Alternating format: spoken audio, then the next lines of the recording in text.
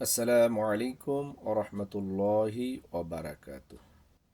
ইন্নাল হামদালিল্লাহি কাফা ওয়া সালামুন আলা ইবাদিহিল্লাযীনা ইসতাফা আম্মা বা'দ।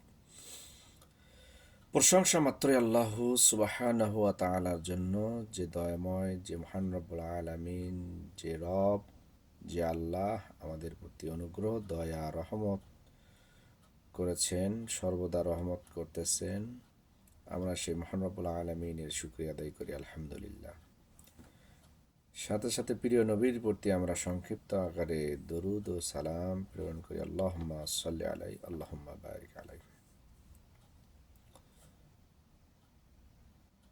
হাসরের ময়দানে যে 5টি প্রশ্ন করা হবে, প্রত্যেক ব্যক্তিকে হাসরের ময়দান 5টি প্রশ্ন করা হবে। প্রথম প্রশ্ন হবে, জীবন কিভাবে কাটিয়েছো? এই জীবনকে, 1 নাম্বার হলো জীবনকে কিভাবে কাটিয়েছো। তোমার এই জীবনকে তুমি কোন পথে তোমার জীবনকে অতিবাহিত করেছো। 2 নাম্বার, তোমার যৌবন কোথায় ব্যয় করেছো? অন্যায় পথে না হালাল পথে, হারাম পথে না হালাল পথে। 3 নাম্বার হলো অর্থ উপার্জন কিভাবে করেছো, কোন পথে অর্থ উপার্জন করেছো।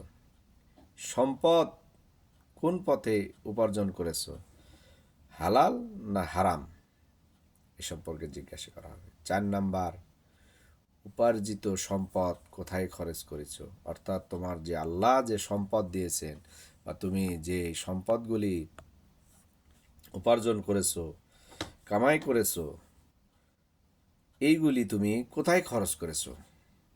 আল্লাহ সুবহানাহু ওয়া তাআলা এত সম্পদ দিয়েছেন অনেক মানুষকে, এগুলোর হিসাব নেবেন যে কোন জায়গায় কোথায় তুমি ভালো কাজে খরচ করেছো না অন্যায়, হারাম না হালাল, এগুলো সব হিসাব নেওয়া হবে।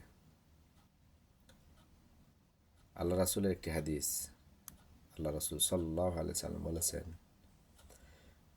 ধনী ব্যক্তির চাইতে 500 বছর পূর্বে যারা গরিব তারা জান্নাতে যাবে। সুবহানাল্লাহ, 500 বছর পূর্বে।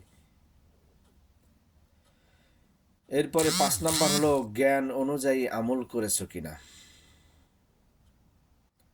তোমাকে যে জ্ঞান দেওয়া হয়েছিল, এই জ্ঞান কোন পথে খাটাইছো। তুমি বড় বড় বিজ্ঞান, পাইলট, তুমি অনেক কিছু, ইঞ্জিনিয়ারিং, অনেক কিছু শিখেছো, কিন্তু আল্লাহর পথে খাটাও নাই।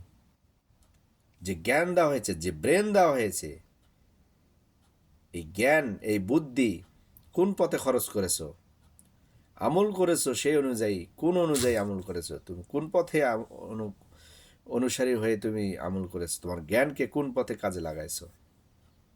এই বুদ্ধি, এই বিবেক, এই জ্ঞান, এই ব্রেন, এগুলো সম্পর্কে আল্লাহ জিজ্ঞাসিত করবেন।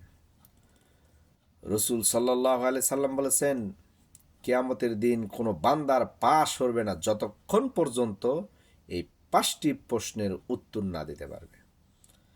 আমাদেরকে খেয়াল রাখতে হবে, এই 5টি প্রশ্নের সম্মুখীন প্রত্যেক ব্যক্তি হতে হবে।